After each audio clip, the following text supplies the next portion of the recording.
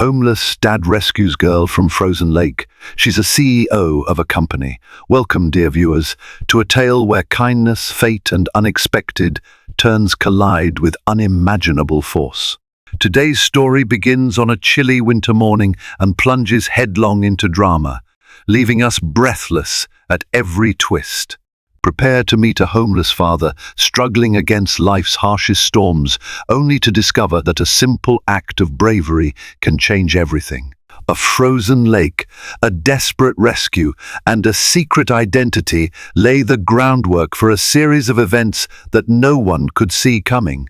As you listen, you'll find each character's past and future tightly woven with heartbreak and hope, heartbreak and triumph. Settle in for a story of suspense, redemption, and karmic reckoning you won't soon forget. Before we dive in, if you're new here, don't forget to subscribe and hit that notification bell so you never miss an update. If you're excited about this story, let us know. If you enjoyed the video, press 1. If not, press O. Your feedback really inspires me to gather more uplifting and meaningful stories. A razor-sharp wind cut across Lake Michigan's icy surface, blasting across Chicago's downtown outskirts. Even so, Marcus Caldwell, shivering beneath his threadbare coat, refused to abandon his usual spot near the small coffee shop on East Grand Avenue.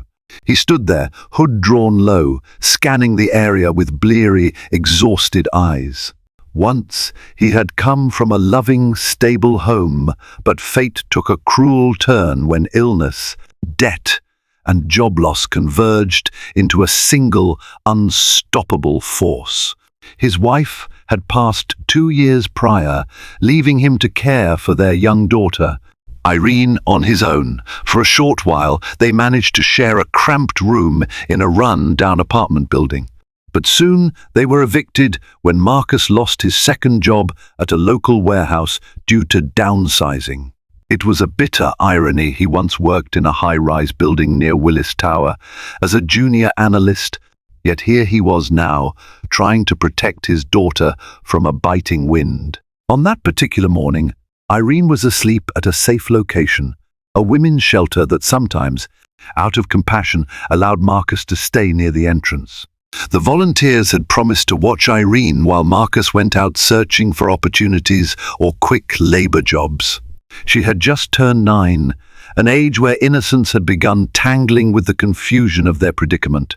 Marcus's eyes floated across the street to see if the manager of the coffee shop would let him do odd jobs, mop floors, wash windows, anything for a few spare dollars. He was too embarrassed to beg. The manager shook his head apologetically, indicating no help was available that day, which sent a pang of despair through Marcus. If only he could catch a break, if only something would change. Then a sudden chorus of screams erupted near the walkway edging Lake Michigan. In seconds, Marcus abandoned his post and sprinted toward the shrieks. He saw people clustered by a fragile patch of ice. A girl, her name unknown, her face nearly blue, thrashed amid frigid water, trapped beneath a collapsing sheet of ice. Most stood helplessly, reluctant to risk the ice themselves. Without hesitating, Marcus sprinted forward. An older gentleman tried to grab his arm, warning him not to go, but Marcus's paternal instinct, forged through a tumultuous life of loss, overrode caution. He slid onto the ice, each step cracking beneath his ragged sneakers. 50 feet in, the sound of shattering ice underfoot echoed in his ears. One slip, and he'd sink beneath the freezing water, but Marcus refused to turn back. The desperation in the girl's eyes was a reflection of all the times he had felt trapped by his own circumstances. Reaching her just as she lost consciousness, he lunged. Ice snapped. Time froze. With a final burst of strength, he hooked his arms beneath hers and yanked her out of the water. They plunged onto more stable ice. Bystanders rushed in, some throwing a rope or thick jacket to help pull them to safety. A flurry of coats and arms wrapped around both the unconscious girl and a shivering Marcus. Minutes later, paramedics arrived and loaded them into an ambulance. Marcus, lips blue, insisted the paramedics prioritize the girl first, ignoring his own condition. When a paramedic asked for the girl's name, no one seemed to know. Marcus, for a split second, wondered if she was just a visitor to the city. She wore a shimmering designer suit beneath her open coat, and even though she was half frozen, her attire radiated an aura of high status. Consumed by curiosity, Marcus listened as a paramedic examined the ID in her purse. His vision blurred, but he managed to catch the name, Charlotte Meyer. The name alone didn't ring any bells, but the paramedics exchanged a look of astonishment. Like they recognized who she was. Marcus's heart hammered. He drifted toward unconsciousness, his body overwhelmed by the cold, but the last thing he heard before blacking out was, "She's the CEO of Winthrop Innovations. My God, she's Charlotte Meyer." When Marcus awoke, tubes were stuck to his arms, and the fourth drip feeding warm fluids into his veins. Irene's small hand clung to his, her pale face streaked with tears. A blanket swaddled her shoulders. Two nurses were fussing gently with her hair, trying to bring color back to her cheeks. The harsh fluorescent lighting revealed he was in a cramped ER unit at Northwestern Memorial Hospital. Nurses conversed quietly behind a curtain, discussing the condition of the CEO, but Marcus couldn't overhear details. Confusion bubbled within him. Why had they bothered to bring him here? A homeless man was normally last on the priority list. Then he recalled the rescue, the ice, and that name, Charlotte Meyer. "Daddy!" Irene whispered. She tried to keep her voice low out of respect for the other patients, but her relief shone bright in her watery eyes. "They said you almost, her voice broke. Marcus squeezed her trembling hand. "Shaish, I'm okay," he managed, though fatigue weighed on every breath. The curtain swished open, and a middle-aged nurse with kind eyes approached. "Mr. Caldwell, the first see you're awake. We need to keep you under observation for a while." She hesitated, glancing at Irene. "We also want to ensure your daughter is safe with you. We've arranged for a social worker to come by soon." A spike of fear shot through Marcus. He'd heard horror stories about the system, how easily children could be taken away if deemed endangered or homeless. But the nurse placed a hand gently on his arm. "I promise we're just trying to help," she said softly. Moments later, the curtain parted again. A tall woman in a neat grey suit stepped in. She wore an official badge, Patricia Hawthorne, Social Services. Her expression was neither stern nor friendly, just measured. She introduced herself quietly and assessed Marcus's condition, making small notations on a clipboard. "Mr. Caldwell, you saved Miss Meyer's life today," she said, her tone tinged with a hint of admiration. "We're going to get you the assistance you need."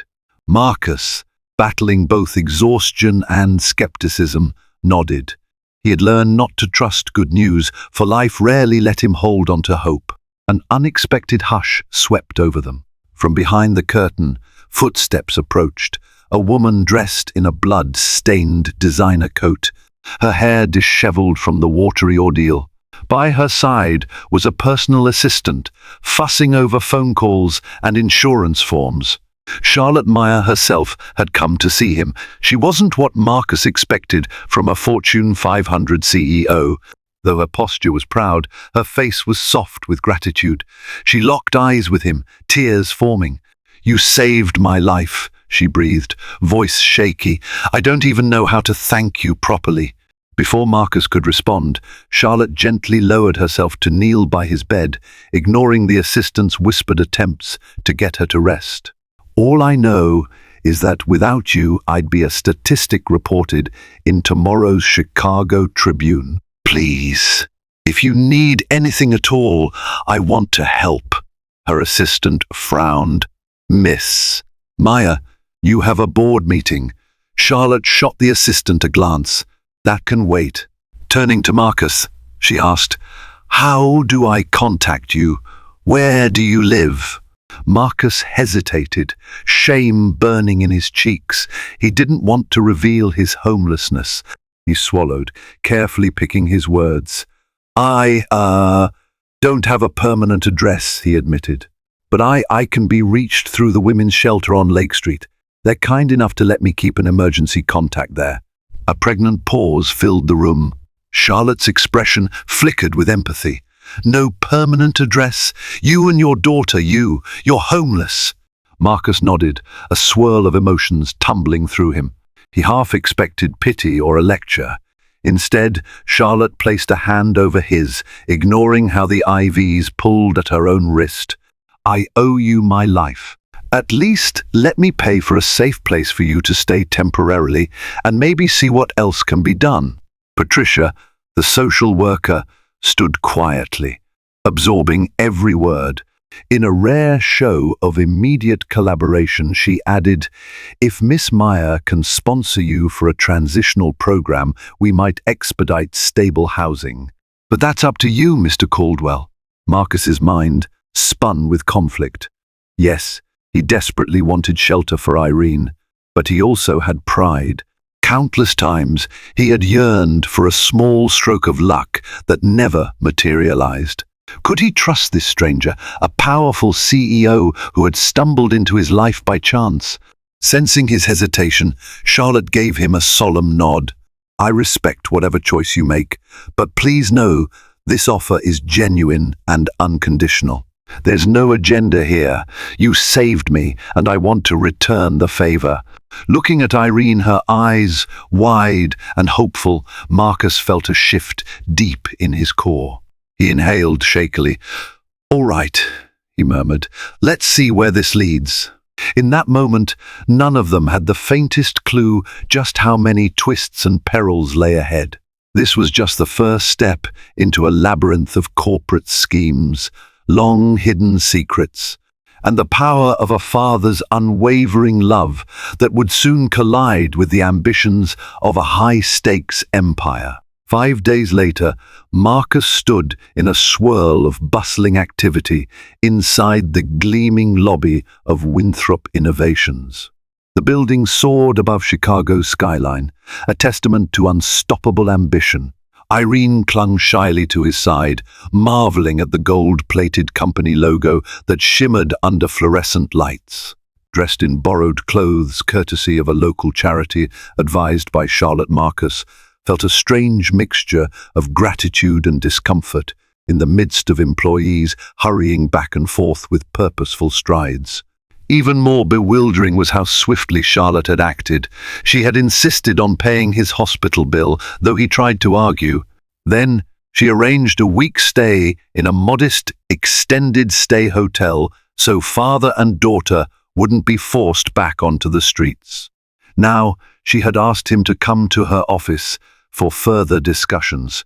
They were guided by a somber security guard through shining elevator doors that whooshed open, revealing plush carpeting and glass walls that overlooked the city. A hush settled in once they stepped into the top-floor suite. Irene, mouth agape, pointed out the boats on Lake Michigan in the distance. Marcus patted her shoulder, fighting to keep his own awe contained. Charlotte's personal assistant, a man named Bradley, materialized from behind a large glass desk. His posture was rigid, as if worry had settled on his shoulders. Mr. Caldwell, Miss Meyer is expecting you. And, Miss Caldwell. He stooped just enough to greet Irene politely before leading them through frosted glass doors. Charlotte rose from behind a sleek wooden desk, eyes lighting up with a smile that looked far more human than the corporate facade implied. She wore a tailored pinstripe suit that exuded authority, but her expression radiated warmth. Marcus, Irene, please come in, she said, gesturing to a pair of chairs near a large picture window. How are you both holding up? Marcus cleared his throat. Better than we ever have, honestly. It still doesn't feel real. Charlotte nodded, clasping her hands. I'm glad. Look, I made a promise that if there was anything I could do to help, I would. I wasn't just talking about a short-term fix. I happen to believe you have the potential to regain your footing. That's why I'd like to make you an offer." Marcus frowned slightly. "An offer?" She glanced at Bradley, who hovered near the doorway. He cleared his throat and stepped forward. "Miss Maya is looking for a personal assistant with a strong background in analytics. Someone who can provide insight, coordinate certain tasks, and—" He trailed off, searching for the right words. Charlotte took over. "I realize you've fallen on hard times, but that doesn't define your worth or capabilities. I've been told about your past experiences. You worked as a junior analyst for a major firm. I'd like to extend a position here at Winthrop Innovations. The pay is enough to help you rebuild and to keep Irene safe." Marcus's vision blurred momentarily with disbelief. He coughed to mask his astonishment. I'm grateful, but I don't want to be a charity case." Charlotte's gaze was direct. "This isn't charity. It's a business proposition. You saved my life. Now I want to invest in your potential." Torn between pride and relief, Marcus glanced at Irene. Her hopeful expression melted away any resistance. He turned back to Charlotte, voice trembling with sincerity. "Thank you. I'll do my best." As they shook hands, a quiet beep interrupted the moment. Bradley's phone flashed with an incoming text. He read it, a flicker of something unreadable crossing his face. "Miss Maya, the board has convened earlier than expected," he said, voice tense. Charlotte's features darkened. "Of course they have. Marcus, give me just a moment." She quickly escorted him and Irene into an adjacent waiting area, stocked with plush chairs and bottled water. "I have to handle something, but I'll be right back." She disappeared, leaving father and daughter alone. Through the glass partition, they glimpsed Charlotte entering a boardroom filled with suited executives. Their gestures were frenetic, as though urgent topics were under debate. A subtle tension soaked the air, as if the entire building held its breath. It was then that Irene noticed a tall man in the hallway, eavesdropping. He wore an elegant pinstriped suit and leaned ever so slightly toward the boardroom door. When he realized they were watching, he straightened and vanished around a corner, his polished shoes tapping quietly on the marble floor. Marcus's pulse ticked up. "Something feels off," he murmured.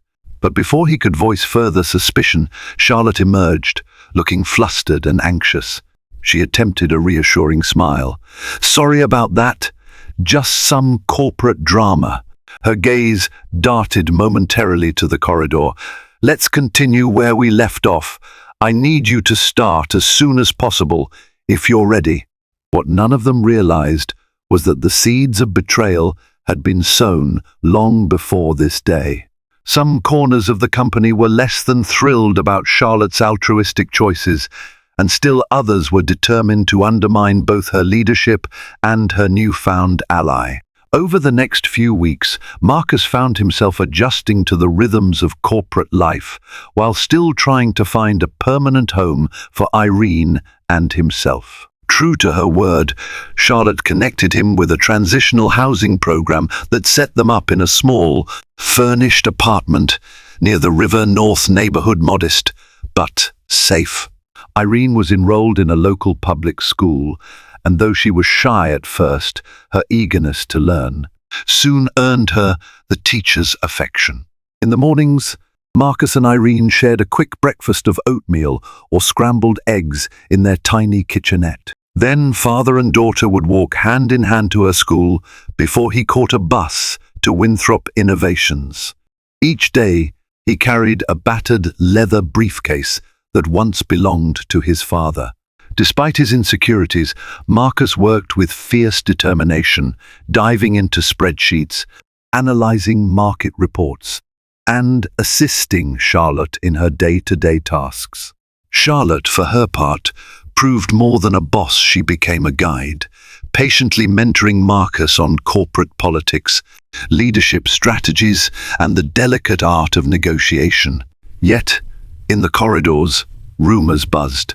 Some employees gossiped that Charlotte had hired him out of guilt or that Marcus was leveraging her gratitude. Others whispered about a power struggle brewing within the executive team. One afternoon, as Marcus diligently pored over cost analyses, the tall man he'd spotted in the hallway stepped into his small office cubicle. Introductions were made. The man was Daniel Hopkins, a senior executive known for his ambition. With a disarming grin, he dropped a thick file on Marcus's desk. "Marcus, right?" Daniel asked, leaning casually against the cubicle divider. "You've made quite a splash in the company. Everyone's talking about the heroic dad who saved Miss Meyer." Marcus forced a polite smile. "I'm just glad she's all right," Daniel nodded, gaze flicking to the half-filled coffee cup on the desk. "Well, I have a proposition for you. A little side project. Sometimes Charlotte can't see the forest for the trees. I'm looking for a solid analyst to help me refine a pitch for a major investor. A chance for you to make an impression." Marcus hesitated. He was loyal to Charlotte, of course, but he also wanted to prove himself valuable to the company at large. "What's the pitch about?" Daniel's grin widened. "It's a plan to streamline certain departments, reduce overhead, increase profit margins. Win-win for everyone." Something in Daniel's expression raised a red flag in Marcus's mind. Still, ambition tugged at him. He'd always wanted to climb the corporate ladder, to provide Irene with a stable future. If doing a bit of extra data work for a senior exec could fast-track that, where was the harm? "Sure," Marcus finally agreed. "I'll see what I can do." As days passed, Daniel slipped more and more files onto Marcus's desk, each one stamped with confidential. Marcus spent late nights at the office, meticulously analyzing them. However, a creeping sense of unease never quite left him. He tried to mention it to Charlotte, hinting that certain project proposals seemed questionable, but she was inundated with crises, supplier issues, plummeting stock prices, and rumors of a hostile takeover. One snowy evening, after Irene was fast asleep at their apartment, Marcus combed through Daniel's latest batch of documents and felt his blood turn cold. The streamlining Daniel wanted involved massive layoffs of lower-level employees, department closures, and the probable outsourcing of entire divisions. The numbers were spun to look like beneficial expansions, but in reality, they spelled doom for countless families. A memory flashed in Marcus's mind of his own layoff, of those final, humiliating hours when he'd been dismissed from a job he relied on to keep a roof over Irene's head. Now, he was part of shaping a proposal that could do the same to hundreds, maybe thousands of people. Anger roiled in his stomach. The next morning, he confronted Daniel. "This plan, it's going to hurt a lot of families," he stated, trying to keep his voice steady. Daniel shrugged, feigning sympathy. "In business, sacrifices have to be made. Look, you want to stay in Charlotte's good graces, right? Trust me, she wants the best for this company growth, market dominance. I'm just providing the blueprint." But something about Daniel's half-smile seemed predatory. Marcus couldn't shake the feeling he was a pawn in a grander scheme. Torn, he considered going directly to Charlotte.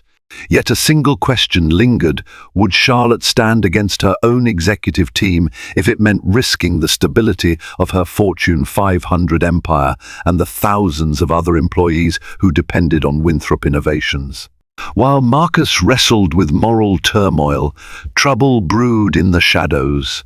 Unbeknownst to him, Daniel had begun quietly collecting incriminating evidence emails, spreadsheets, and records of mistakes that pointed blame at Marcus should the plan cause backlash. Betrayal had already begun, hidden behind spreadsheets and polite smiles. Marcus's nights became fraught with tension.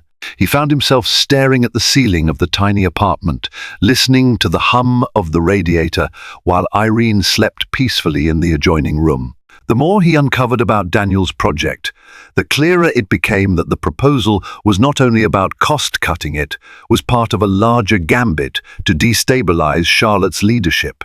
If the plan went awry, shareholders could blame Charlotte for greenlighting a ruinous corporate strategy. Alternatively, if it succeeded, Daniel would position himself as the brilliant force behind Winthrop Innovations' next wave of profitability, overshadowing Charlotte altogether. Still reeling from that discovery, Marcus tried to gather the courage to confront Charlotte. But every time he approached her door, he found her embroiled in urgent phone calls or buried under urgent documents. The company was in the middle of renegotiating several big contracts, and rumors of a competitor's acquisition attempt soared through the ranks. With the stock already volatile, the board was on edge, demanding quick action. Time pressed on. Marcus's new livelihood and Irene's newfound security depended on this job. He wrestled with fear that if he exposed Daniel's plan to Charlotte, she might doubt his loyalty or question his competence. Worse, if Daniel realized Marcus was onto him, the man could easily pin blame or destroy Marcus's reputation. Homelessness still loomed too close a memory to risk it all lightly. Meanwhile, Charlotte sensed something was off. Stress etched lines into her features, and even in her interactions with Marcus, she seemed preoccupied, scanning him with worried eyes. One evening, as the office lights dimmed and most employees had left, she found him hunched over Daniel's documents. "Marcus," she began, voice soft, "I'm noticing you're working with Daniel quite often. Is everything all right?" He looked up, guilt flashing across his face. "Yes, everything's fine," she sighed, stepping forward and placing a hand on his desk. "I've known Daniel a long time. He's intelligent, ambitious, but I wouldn't call him a team player. If something is going on, I need you to tell me." Marcus opened his mouth to speak, but the words tangled in his throat. "I just want to ensure I'm pulling my weight," he managed. "And I'm grateful for all you've done. I don't want to disappoint you." A flicker of disappointment or concern passed over Charlotte's features, but she let it go. As she turned to leave, she paused. "If you discover something that doesn't align with the values of this company, you have to let me know. We owe each other honesty, at least, right?" Marcus nodded, heart pounding. Guilt gnawed at him for not coming clean. That night, as he walked to the bus stop, an SUV with tinted windows pulled up. The passenger side window rolled down to reveal Daniel, leaning over the seat. "Need a ride?" Marcus hesitated, the December wind cutting through his coat. Reluctantly, he got in. The interior was warm, the seats upholstered in fine leather. Daniel drummed his fingers on the steering wheel. "You seem distracted, Marcus. I hope you're not getting cold feet about the proposals you've been helping me with." Swallowing hard, Marcus forced a neutral tone. "It's complicated. I just think we should be cautious." A plan this extensive, Daniel cut in smoothly. "Listen, I get it. You don't want to rock the boat, but you want to climb in this company, right? Provide for your daughter, never worry about the streets again." A sour taste filled Marcus's mouth. "Yes," Daniel nodded, shifting gears. "Then trust me. If you stick by me, you'll go far, but if you cause problems..." He let the sentence hang. Marcus stared out the window, watching the city lights blur past. The unspoken threat was deafening.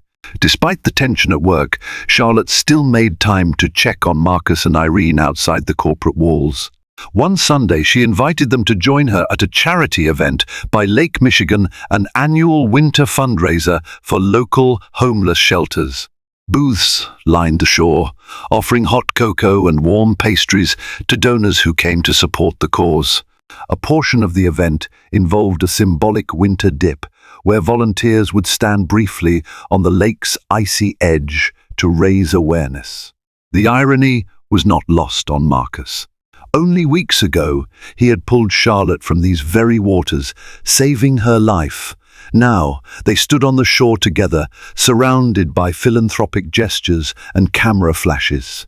But beneath the cheerful veneer, Marcus could sense Charlotte's concern, as though she was still grappling with the precarious future of Winthrop Innovations.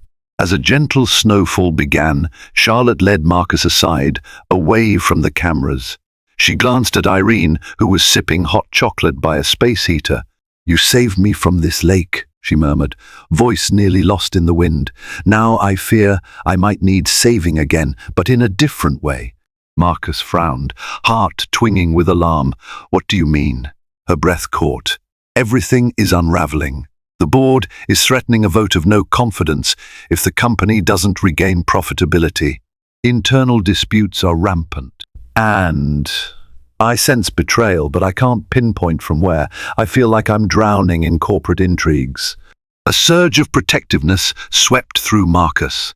Torn between his fear of Daniel's threats and his loyalty to Charlotte, he decided right then that he could no longer remain silent. "Charlotte," he whispered, voice tight, "Daniel Hopkins has me working on proposals that appear beneficial at first glance but will cause mass layoffs. I suspect he's setting you up for a fall or planning a major shift in the company's leadership." Charlotte's eyes widened, the color drained from her face. "Are you certain?" Marcus clenched his jaw. "I've seen the numbers. It's not just cost-cutting, it's deeper, like he wants to stage an internal coup." Her shoulders shook with suppressed fury. For a moment, they just stood there, letting the cold air swirl around them. Then Charlotte drew in a sharp breath. "Thank you for telling me. It's time we both do something about this." At that instant, a gust of wind whipped across the lake, reminding them both of the day that bound their fates. Charlotte's eyes glistened with a mix of determination and fear. In the distance, cameras flashed as donors and local politicians paraded for attention. Unseen by all, Daniel Hopkins lingered near the parking lot, phone in hand, eyes sharp as he observed Charlotte and Marcus conferring. Within days, the tension at Winthrop Innovations reached a boiling point. At Charlotte's urging, Marcus covertly provided her with all the data Daniel had thrust upon him. She spent late nights locked in her private office, poring over every spreadsheet, every suspicious contract. Bradley, her loyal assistant, helped cross-reference documents, unearthing hidden patterns. What they discovered was more damning than even Marcus had predicted. Daniel had prepared false forecasts under Charlotte's name. Emails had been forged to make it look as if Charlotte was personally advocating these ruthless measures. If the plan went public, it would appear that the beloved CEO was secretly orchestrating mass layoffs and shady deals. Outrage would erupt among employees and the public alike, enough to topple Charlotte from her position. The next move had to be precise. Charlotte quietly reached out to certain board members she trusted, sharing only fragments of the evidence. "I need an emergency board meeting," she insisted, her voice resolute. Meanwhile, Marcus collected more files, determined to help expose Daniel. However, he felt the net closing around him. Several times, he caught Daniel watching him from a distance, expression unreadable. Marcus's phone began receiving anonymous texts. "Better keep your head down, or you don't know what you're getting into." Fear simmered under his skin, but he resolved not to back down. Then, an unexpected call arrived. Irene's school. Marcus's heart galloped when the administrative staff explained that Irene had collapsed in the hallway. Panicked, he rushed to the school, praying it wasn't anything serious. By the time he arrived, paramedics were examining her for what seemed to be severe dehydration and anxiety. Irene's face was pale, and she burst into tears when she saw him. "Daddy, I'm sorry," she whispered. "I just felt so scared and didn't want you to leave me again." Realization slammed into Marcus. He had been working such long hours, so consumed by corporate intrigue, that he'd neglected her. She had no other parent to rely on, and the recent upheavals must have been terrifying. The ambulance took Irene to a nearby hospital for observation. Charlotte arrived soon after, her features etched with empathy and concern. "Go, take care of your daughter," she told Marcus gently. "I'll handle things here for the next few days. You focus on Irene." Marcus agreed, torn by guilt, but also deeply grateful for Charlotte's compassion. Little did he know that during his absence, Daniel would make his boldest, most treacherous move yet. On a brisk Friday morning, while Marcus sat by Irene's bedside reading a story, his phone rang with frantic urgency. Charlotte's voice cracked over the line. "Marcus, it's happening. The board meeting is now." Daniel forced the issue, presenting what he claims is my plan for layoffs. He's calling for an immediate vote of no confidence. Alarm scorched through Marcus. "I have the documents. The real ones that show he's lying. I have them in my briefcase." "Bring them," Charlotte pleaded. "We can't let him do this." Marcus hung up, tension coiled in every muscle. Irene looked at him, trying to be brave. "Daddy, go. I'm fine now. You have to help Miss Maya." He pressed a kiss to her forehead, thanked the nurses, and sprinted out. Racing downtown, he arrived at Winthrop Innovations just as the board meeting commenced behind closed doors. The receptionist refused him entry Daniel's orders. Marcus clutched his battered briefcase, heart pounding. He had come too far to be stopped by a locked door. Spotting Bradley at the end of the corridor, Marcus waved him down. In hushed tones, he explained the situation. Bradley's eyes widened. "Okay," he whispered, "I'll distract security. You find another way in." Marcus waited until Bradley engaged the guards in a heated debate, then slipped down an adjacent hallway. He found a side entrance to the boardroom, typically used by catering staff. With trembling hands, he pushed it open. Inside, the atmosphere was electric. Charlotte stood at the head of a long, polished table, flanked by grim-faced board members. At the opposite side stood Daniel, voice dripping with false earnestness.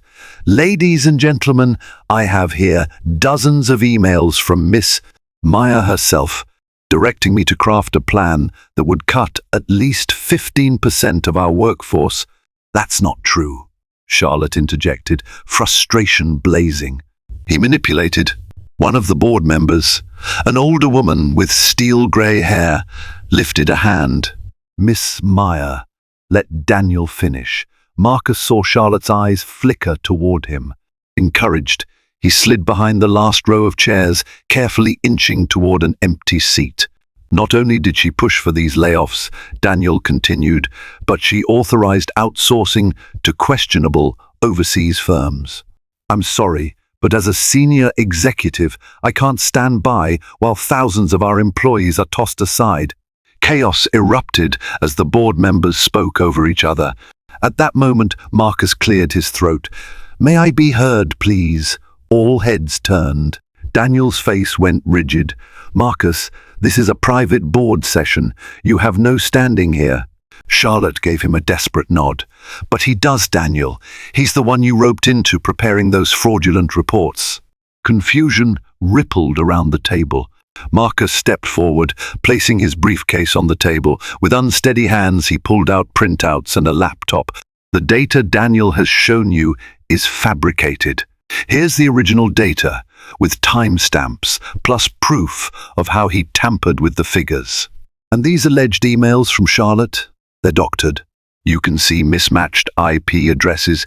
If you examine the metadata." A hush descended. The steel-grey-haired board member raised an eyebrow. "Show us," she commanded. Marcus navigated the laptop, pointing to files and digital signatures. He also opened a folder containing backup logs from the company's internal server. Charlotte never wrote these. Daniel orchestrated everything in a bid to presumably to seize power. I helped compile the data without realizing what it was for, but once I found out, I gathered all the evidence I could. Gasps and furious murmurs filled the room. Daniel's face went pale, then red with rage. "This is slander," he snapped. "He's lying!" But the evidence was damning. Charlotte seized the momentum. "I love this company. I'd never bury it under an avalanche of layoffs or shady deals. If any of you have doubts, please let an external forensic investigator examine our servers." Looking cornered, Daniel lunged for Marcus, grabbing at the laptop. Papers scattered, and several board members shouted in alarm. Security, alerted by the commotion, rushed in. Daniel tried to protest, but the weight of the truth was undeniable. The board demanded an immediate recess. Within an hour, they reconvened and announced their decision. Daniel would be suspended pending a formal investigation, and Charlotte would remain CEO. For the moment, the coup had failed.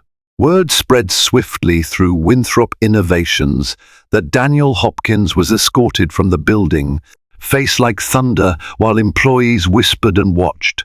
Corporate legal teams prepared charges for fraud, conspiracy, and the forging of official documents. As the dust settled, Charlotte looked like someone who had just escaped an avalanche. Her relief was tempered by heartbreak. She had once trusted Daniel to some degree, or at least believed he was loyal to the firm's mission. Late that evening, Marcus joined her in her office. He was exhausted but filled with cautious optimism. "What happens now?" he asked, lowering himself into a chair. Charlotte exhaled, massaging her temples. "We let the legal wheels turn. Meanwhile, the first need to regain the trust of my board and employees. But we dodged a bullet today thanks to you." He offered a small smile. "No, I should thank you. You believed in me enough to let me speak. And you gave me the chance to have a home, a future for Irene." For a moment, they just locked eyes. Outside, the city lights twinkled. The memory of that frozen lake, the terror of that rescue, and the improbable alliance they formed felt like something out of a dream. Finally, Charlotte stood. "Go home, Marcus. Be with your daughter. Tomorrow's a new day, and I believe better days are coming." The following weeks brought a kind of karmic retribution that felt almost surreal. With Daniel gone and Charlotte vindicated, the company's morale surged. New, more ethical initiatives were launched, pivoting away from harmful layoffs and focusing on innovations that protected jobs. Business news outlets like the Chicago Tribune and Crane Chicago Business covered the story of Daniel's fall from grace. Some also hinted at the dramatic origin, how a homeless father's brave act had bonded him with the CEO in the first place. Meanwhile, Marcus settled into a renewed sense of confidence. He received a formal contract as a senior analyst with a competitive salary and benefits for Irene. They found a larger apartment not far from the Riverwalk, a place where Irene could have her own little bedroom, complete with pastel walls and shelves for her beloved books. One afternoon, after school, Irene tugged on Marcus's sleeve. "Daddy, do you think Miss Meyer will ever come over for dinner?" she asked, eyes bright with innocence. Marcus ruffled her hair, remembering how Charlotte had not only saved him from a life of desperation, but also took time to visit Irene in the hospital. "If she can find time in her busy schedule, I'm sure she'd love to." That weekend, in a gesture of gratitude and friendship, Charlotte accepted their invitation. She arrived with 2 large pizza boxes, balancing them with awkward grace in her expensive suit. Irene giggled at the sight.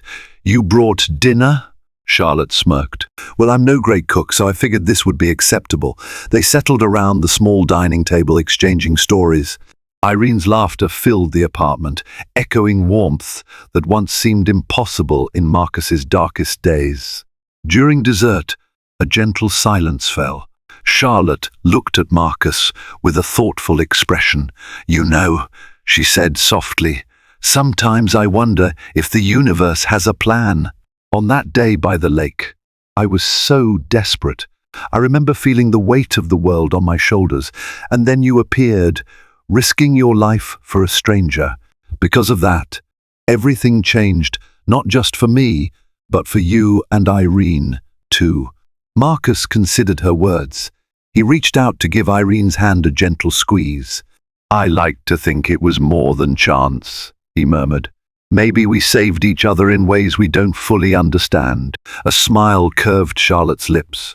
The weight of corporate betrayal, of heartbreak, and the frozen terror of nearly drowning had somehow led to a new beginning for all of them. Though challenges would inevitably come after all, life never moves in a perfect line. One fact remained unshakable. A homeless father's courageous act on a frozen lake had set in motion a chain of events that brought justice, friendship, and hope. And in that, each found a measure of karmic retribution, proving that even in the bleakest moments, there are sparks of humanity that can light the darkest path. Thank you for joining us on this dramatic journey, where compassion and tenacity brought hope to the hopeless and justice to the unjust. If you found yourself caught in the tension of boardroom struggles or moved by the pure devotion of a father's love, consider spreading this message of redemption and empathy far and wide. Every share, every comment helps keep stories like this alive, reminding us that life can take sudden turns for the better even when all seems lost. So, if this tale has inspired you, please like, share, and subscribe to our channel. Your support ensures we continue bringing you stories that stir the heart, spark the imagination, and champion the spirit of hope.